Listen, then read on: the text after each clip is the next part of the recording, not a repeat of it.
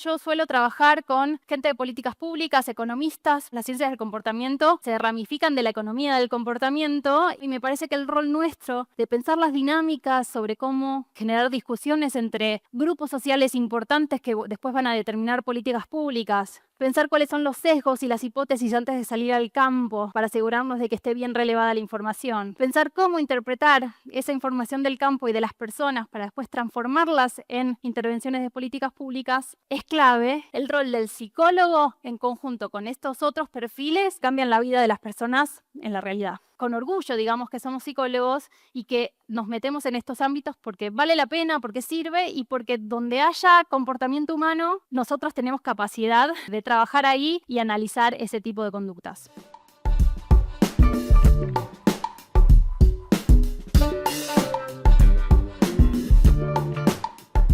Hola a todos, ¿cómo están? Yo me dedico a hacer ciencias del comportamiento. Yo soy psicóloga de base, psicóloga cognitiva. En un momento empecé a especializarme en la investigación en neurociencias y de repente descubrí que me interesaban mucho las políticas públicas y la aplicación, digamos, de la teoría de la psicología y las neurociencias a la vida cotidiana de las personas y de distintos grupos sociales. Y así fue que empecé trabajando para el gobierno de la ciudad y después para organizaciones internacionales en relación a las políticas públicas. Terminé especializándome en este ámbito que son las ciencias del comportamiento. Entonces, mi idea de la charla de hoy es básicamente contarles un poco de qué se trata ser psicólogo o psicóloga y trabajar en este ámbito en conjunto con gente que trabaja en economía, políticas públicas o mismo organizaciones privadas. Yo tengo 3 sombreros y hoy les voy a hablar de 2 porque traje 2 casos diferentes. Uno es ser científica del comportamiento a nivel internacional en una unidad que se llama la Unidad de Mente, Comportamiento y Desarrollo, que fue una de las unidades pioneras en trabajar estos temas. Principalmente se compone de un equipo interdisciplinario de gente que estudió economía, ciencias políticas, psicología, antropología, etcétera, y trabaja distintos temas dentro de la política pública, ¿no? Dentro de esos temas trabajan temas de salud, temas de trabajo, temas de educación y temas de medio ambiente. Yo especialmente en esa unidad represento todo lo que tiene que ver los problemas relacionados con las políticas en torno al cambio climático y al medio ambiente. Y de esto se trata el primer proyecto que les voy a presentar. Algo para decir antes de adentrarme a ese primer proyecto es cómo trabajamos los problemas en ciencias del comportamiento. En general viene un cliente que puede ser un gobierno o una organización privada, o una organización internacional y te plantea una problemática, querer modificar el impacto de cierta política pública en donde el comportamiento de la sociedad es importante, ¿no? Y tendemos a trabajar en 4 etapas. Y estas etapas, digamos, EMBED, que es el acrónimo de la Unidad de Mente, Comportamiento y Desarrollo, básicamente las definió como las siguientes. La primera es definir, es decir, lo primero que hacemos con las personas con quienes vamos a trabajar es tratar de entender qué conductas queremos modificar y cuáles son las conductas deseadas, ¿no?, las cuales queremos promover. Segundo, es diagnosticar, es salir al campo, entender a la población objetivo, sus deseos, sus necesidades, qué es lo que están buscando y cuáles son las barreras a ese comportamiento deseado. Tercero es la etapa de diseñar. Una vez que entendemos cuáles son las barreras y que entendemos qué está pasando a nivel de la comunidad, tratamos de diseñar intervenciones que traten de motivar ese cambio de conducta. Pero, y acá viene la parte más de ciencias del comportamiento, la última fase, antes de adaptar o escalar, es testear esas intervenciones, es tratar de entender, o sea, hacer una prueba piloto y si efectivamente esa prueba piloto logró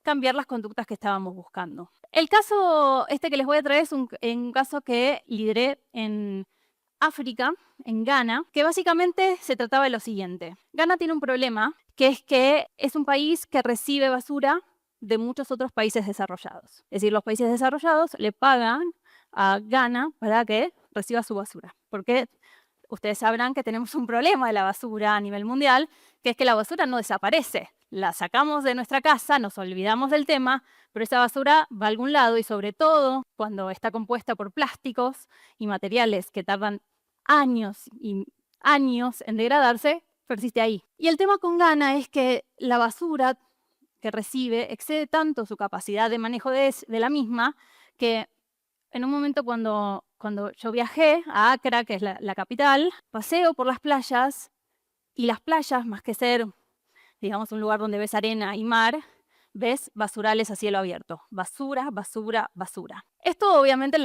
digamos, la población de Ghana lo sabe. Entonces en este proyecto básicamente nos adentramos dentro de mis colegas, ¿no? Mi equipo de trabajo, a un contexto en donde ya había gente involucrada tratando de resolver este problema. Un montón de ONGs, gobierno, firmas privadas, empresas de recolección de basura se habían unido tratando de buscar financiamiento para ver cómo resolvemos este problema. Y nosotros lo que hicimos fue contribuir a esa discusión desde el punto de vista o la pata de ciencias del comportamiento. Entonces, ¿de qué se trató un poco este proyecto? Básicamente tuvimos que gestionar este conjunto de grupos sociales para que juntos tratemos de definir hacia dónde queremos ir, diagnosticar qué es lo que está pasando, diseñar propuestas nuevas y evaluarlas. Esto es un poco lo que acabo de decir. Entonces, en la etapa de definir, trabajamos junto con estos distintos grupos. Bueno, ¿cuál es la problemática que nos queremos enfrentar? ¿Qué es lo que vamos a priorizar primero? ¿Cuáles son las conductas efectivas? Después, ¿a quiénes vamos a tratar de cambiarle el comportamiento y qué está pasando en ese conjunto de personas? Y por último, diseñar. Y van a ver que acá no puse la etapa de evaluar. ¿Por qué? Porque está sucediendo en este momento, estamos en la etapa de evaluar, así que no les traje todavía esta parte porque la estamos implementando. Bien, entonces definir. El viaje, como les digo, de un científico del comportamiento es entender qué conductas buscas modificar y qué conductas querés promover en la población. ¿Qué hicimos acá? El problema de la basura, y esto es algo que a mí en realidad me gusta mucho cuando hablamos de problemas de políticas públicas, es que en general son problemáticas complejas. ¿Qué es un problema complejo? Básicamente es un problema donde hay distintos actores interactuando con distintas conductas que contribuyen al problema, entonces la solución no es lineal y no es que cambiando un comportamiento se soluciona el problema. Nosotros acá teníamos, como les dije, la conducta del gobierno, la conducta de la sociedad civil, la conducta de las firmas, la conducta de los recolectores, la conducta de la población, la conducta de las escuelas en su, digamos, rol de educadores, etcétera, etcétera. Y definimos entonces, junto con este conjunto de actores, hacer foco en este momento en la comunidad, ¿no? ¿Qué es lo que la comunidad puede hacer frente a la situación actual que está sucediendo estructuralmente con la basura? Entonces, juntos, el segundo paso fue decir, ok, ya sabemos a quiénes le queremos cambiar la conducta, ahora necesitamos saber qué conducta cambiar. Y acá la parte del psicólogo es esencial porque empezamos a traer de nuestro conocimiento, bueno, qué es un comportamiento versus qué es una actitud, qué es un comportamiento versus qué es una emoción, y tratar de definir bien en claro cuál es la conducta observable que vamos a medir al final del proyecto para decir lo logramos o no lo logramos. En este caso, el manejo de la basura incluye varias conductas. Conductas que tienen que ver con la compra de productos que generan residuos, conductas que tienen que ver con una vez que los compraste, si son de un solo uso o los podés volver a reutilizar, es decir, la reutilización. Conductas relacionadas con, ok, ya sé que no lo puedo reutilizar, si lo puedo reciclar o no, la separación de basura y el reciclado de aquella basura que es reciclable, de aquella basura que no es reciclable, tirarla en los tachos correctos. Y por último, por parte de los recolectores de basura, recolectarla en los esquemas que son debidos y llevarlas a término digamos, a donde lo deben llevar formalmente, cosa que sorprendentemente no sucede muy seguido. Y definimos cuáles son las conductas que queremos que la gente haga, que particularmente dijimos, vamos a lo simple, vamos, ¿no? Esto es un problema de política complejo, pero tenemos que hacer foco en algo chiquito, como un primer win-win, ¿no? Una primera ganancia para mostrarles a los demás que este método funciona. Y lo que definimos es que para todos vamos a tratar de promover la utilización o reutilización de bolsas, tuppers, cubiertos a la hora de salir a comer afuera o a ir a un mercado o ir a comprar, digamos, al supermercado, etc. Y además vamos a querer que la gente empiece a comprar alternativas que no sean plásticos de un solo uso y que las personas empiecen a tirar correctamente la basura donde debe ir. Diagnosticar. Bien, hasta ahí todo trabajo interno. Trabajo con las ONGs, el gobierno, firmas, etcétera, que estaban como tratando de resolver esta problemática a nivel social. Y llega esta segunda etapa en donde pensamos salir al campo a escuchar a la gente, a quienes le queremos cambiar ese comportamiento. Pero,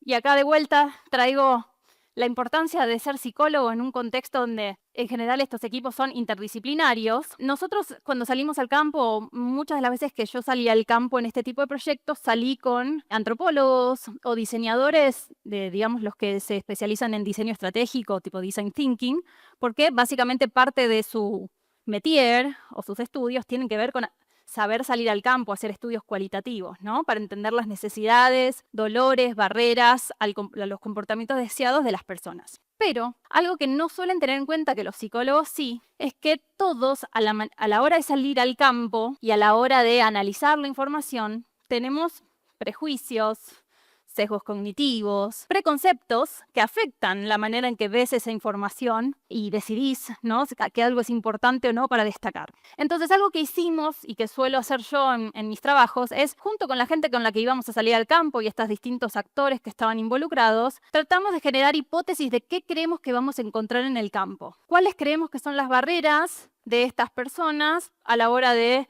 reutilizar sus bolsas, tirar la basura correctamente o dejar de comprar botellas de un solo uso, ¿no? O plásticos de un solo uso. Y utilizamos un modelo que a mí me gusta mucho, que lo trabaja una investigadora que se llama Susan Michie de University College London, que básicamente ella hizo como una especie de estudio sistemático tratando de analizar cuáles son todos los factores que inciden en la toma de decisiones y en las conductas que las personas al final llevan a cabo. Y ese modelo se llama el COM-B. El COM-B básicamente dice que hay como 3 grandes factores que inciden a la hora de tomar una decisión sobre el comportamiento, que son: 1, la capacidad de la persona de entender qué es lo que quiere hacer y su capacidad física de hacerlo. La O, de oportunidad, cómo el contexto facilita la oportunidad de hacer esa conducta. Y acá hablamos tanto de contexto físico como contexto social. Ahora voy a hablar un poquito de los resultados sobre esto. Y por último, la motivación. Yo puedo saber qué es lo que tengo que hacer, tener, por ejemplo, accesible los distintos tachos o mismo productos sustentables para comprar.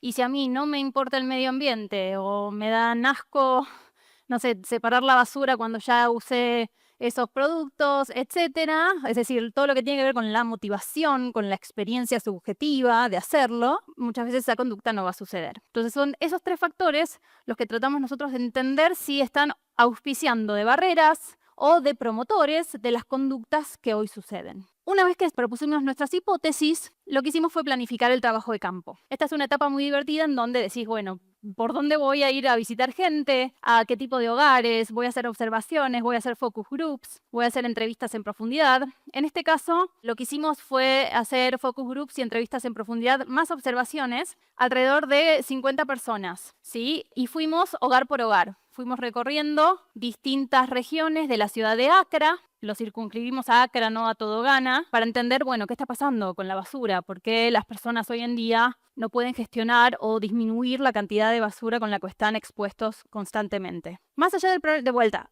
el problema sistémico está, pero a veces cuando el problema sistémico tiene que ver con legislaciones, negociaciones entre países, los científicos del comportamiento necesitamos que del otro lado también hagan su trabajo y todavía no podemos meternos en eso. Por eso la decisión de hacer foco en residentes para que manejen la basura que ya existe lo mejor que puedan. Bien, y luego de salir al campo, trajimos nuestros hallazgos, ¿no? O recolectamos los hallazgos, que son hallazgos que de vuelta es como que validan tus hipótesis, la validan, te sostienen o te ayudan a generar más hipótesis para luego, en la etapa de evaluarlas de una manera más rigurosa. Pero el trabajo cualitativo al principio es importante para empatizar con esa población y para asegurarte de que lo que diseñes después está basado o contemple esas necesidades, deseos y vida diaria de esas personas. ¿Qué encontramos en la población de Accra sobre el tema de la basura? Bueno, cosas obvias y cosas no tan obvias. Entre las obvias, para mí, tiene que ver con la falta de accesibilidad de un sistema.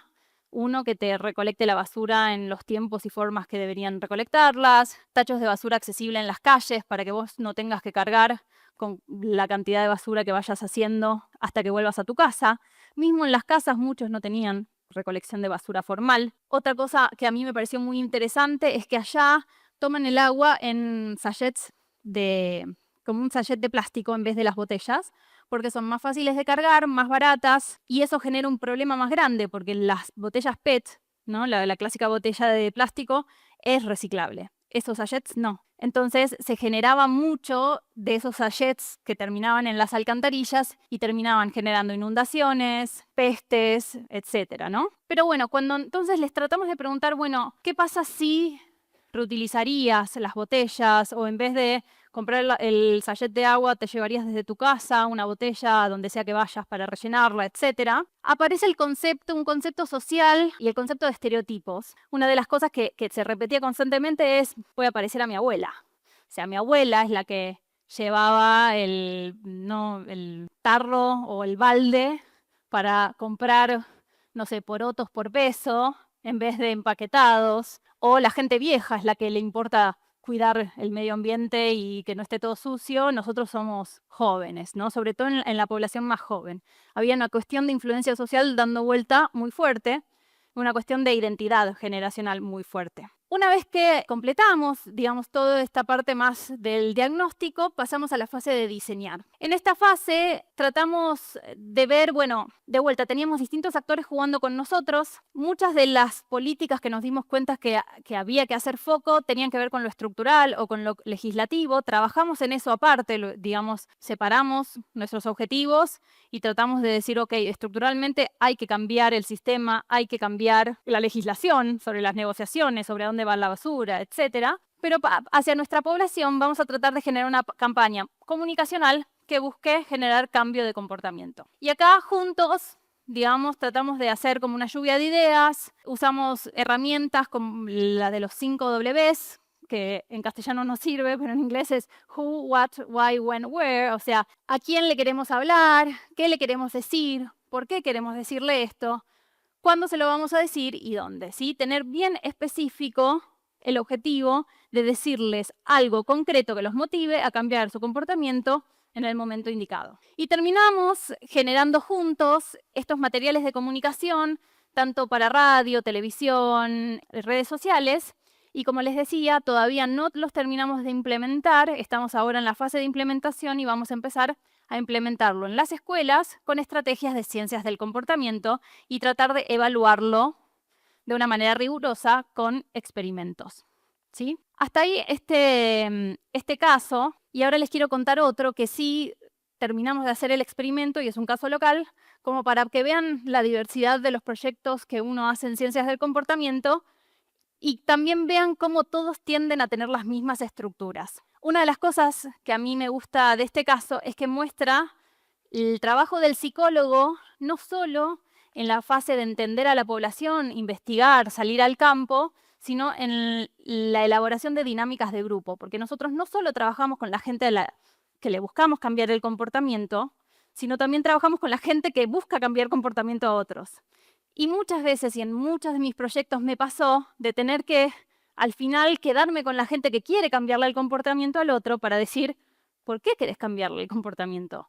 ¿Cuál es el motivo? Y si realmente ese cambio de comportamiento es algo que deberíamos hacer en otros y no en uno. Pasa un montón. Bien, el segundo caso lo trabajé con mi consultora. Como les dije, a nivel global, entonces yo trabajo con esta unidad, pero a nivel local muchas veces surgen proyectos y tengo un equipo local con los que trabajamos acá en Latinoamérica. Y en este caso, este proyecto fue pedido por la Oficina Internacional del Trabajo, que tenía una problemática de política pública específica, que era, hay mucha informalidad en el sector de las empleadas de casa particular y necesitamos aumentar esa formalización. Entonces, lo que hicimos primero, de vuelta, definir la conducta, tratar de entender de quién y qué o cuál es la conducta que queremos cambiar. Para eso lo que hicimos fue una revisión de los pasos que están asociados a la formalización. En ese momento, creo que esto fue de 2022, vos podías formalizar a tu empleada de casa particular a través de la FIP directo o a través de una app que se llama Solvers, que es una app muy utilizada, tipo un Uber de empleadas domésticas y gente que busca empleadas de casa particular. Y buscamos en la literatura científica ejemplos de qué pasa en otras partes del mundo, ¿no? Si esto de la formalización es un problema local en Argentina o si es algo que pasa en todos lados y cuáles pueden ser los factores que andan dando vueltas que inciden en esto. Para entender un poco las conductas hicimos lo que se llama el camino del usuario, tratar de entender qué tan difícil es hacer todo ese proceso de formalizar a una empleada Y esto se llama el hacer como mystery shopper, ¿no? Como que nos hacemos pasar por personas que vamos a tratar de formalizar a una persona, y utilizamos acá conceptos del design thinking o diseño estratégico para tratar de entender eso, cómo pensar desde las perspectivas de un usuario la facilidad o no de hacer tal conducta. Y luego, al igual que en el otro proyecto, salimos al campo. Y en este caso, buscamos entrevistar a personas que tienen empleadas de casa particular, formalizadas y no formalizadas, para entender por qué las que las tienen formalizadas las formalizaron, por qué las que no las tienen formalizadas no las formalizaron. Y también a las personas trabajadoras, tratando de entender por qué algunas están formalizadas, si tuvieron algo que ver en la negociación o no, y aquellas que no, para entender por qué razón se decidió no estar formalizado. De vuelta, el objetivo de esta investigación, de la investigación cualitativa, no tiende a ser sacar conclusiones y quedarse ahí, sino es más bien para sacar hipótesis y entender desde la perspectiva de tu usuario final qué es lo que está pasando para después diseñar una intervención de ciencias del comportamiento. Una vez que fuimos al campo, volvimos, digamos, hacia adentro. En este caso era el equipo nuestro de DESPA con el equipo de la Oficina Internacional del Trabajo, y les presentamos los hallazgos. Dentro de los hallazgos encontramos que para aquellas personas que ya habían formalizado a sus empleadas, uno de los drivers o las razones o promotores de esa conducta es me deja la conciencia tranquila, ¿no? Cuestiones totalmente psicológicas dando vueltas ahí. Me deja la conciencia tranquila tenerla formalizada. No tengo ninguna otra razón, no tuve que negociar, a mí me deja tranquila y esto lo voy a hacer. Pero por otro lado, y mismo en las empleadas, había razones también de falta de conocimiento o concepciones equivocadas de cuáles son las consecuencias de ser formalizada. Muchas empleadas lo que te decían es, y mira, para que me formalicen tengo que trabajar un mínimo de horas. Eso no es verdad. Es un mito, digamos, urbano, que no sabemos de dónde sale, pero existe esta idea de que si trabajas pocas horas, no hace falta que te formalicen. No es verdad. Desde 1 hora a la semana ya tenés que formalizar a la empleada de tu casa. Y segundo, muchas empleadas decían, si a mí me formalizan, no puedo seguir teniendo los planes sociales a los cuales estoy registrado. Cosa que tampoco es verdad, excepto uno muy en particular, pero todos los demás, que eran los más comunes, no se ven afectados por esta formalización. Es decir, que lo que estábamos encontrando acá era que muchas veces no se da la negociación porque la empleada no lo pide, porque cree que no le conviene. Y esas no conveniencias no son reales, son parte de una especie de mito urbano que se sostiene sin ser real. Entonces, ¿qué es lo que hicimos? Y acá sí pasamos a la parte de diseñar. Con el equipo de la Organización Internacional del Trabajo dijimos, bueno, vamos de vuelta a buscar comunicar estas cosas que encontramos en el campo, porque claramente hay cuestiones del discurso, de lo que se anda diciendo, de la influencia social, de qué se hace, qué no se hace, qué conviene hacer y qué no, que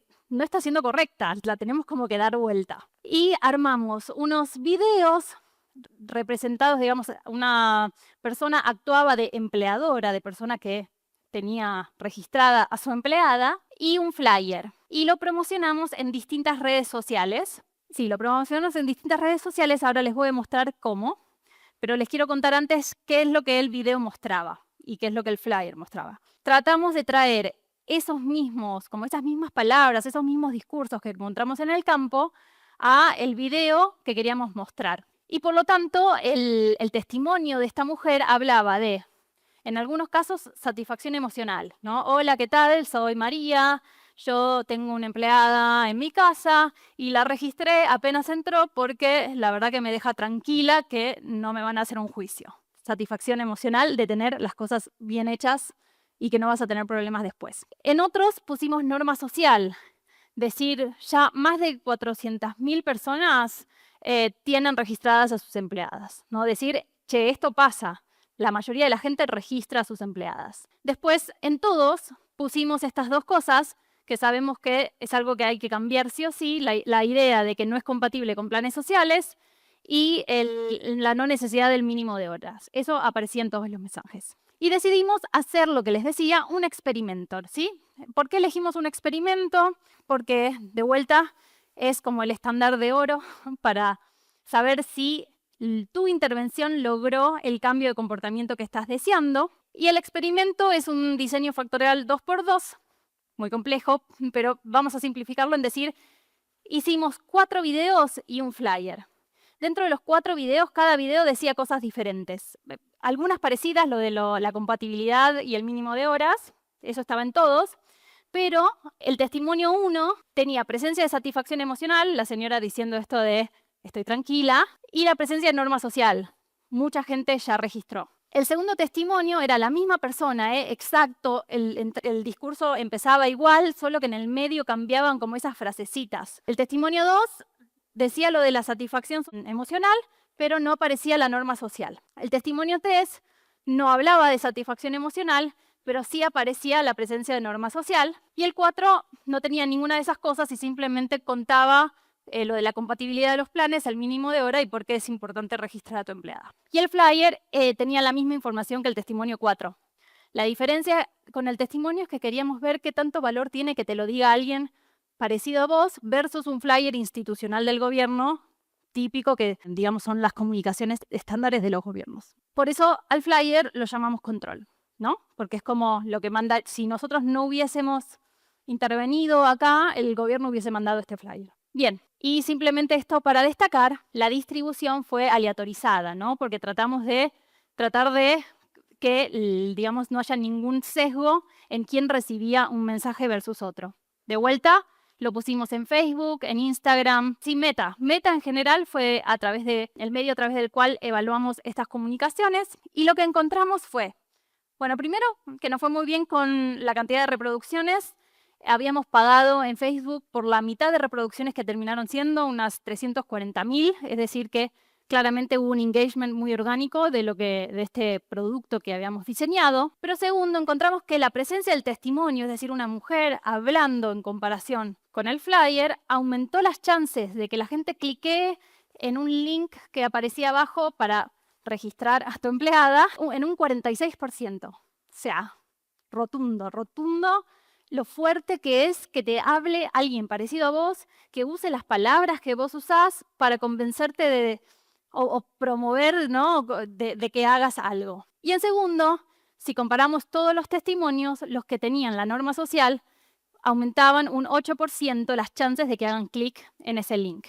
Es decir, que testimonio de alguien con quien te identificas más norma social que te dice, che, la mayoría lo está haciendo, genera mayor cambio de comportamiento que las comunicaciones típicas de gobierno para este tipo de políticas públicas. Entonces, como conclusión de este caso, básicamente llegamos a esta idea que les decía, de que los testimonios, de que alguien que se parezca a ustedes, que les hable, que les diga qué es lo que conviene hacer, modifica un montón la percepción del otro lado y el comportamiento final. Y acá destaco lo importante de esta segunda fase de diagnosticar. Si uno sale a preparar una intervención sin entender quiénes son los usuarios, y quiénes mejores para entender quiénes son los usuarios que los psicólogos, las chances de que ese diseño esté bien hecho o que tengan el impacto que uno busca son un poco más bajas. La comunicación a partir de anécdotas es más efectivo, ¿no? Esto de la persona hablando.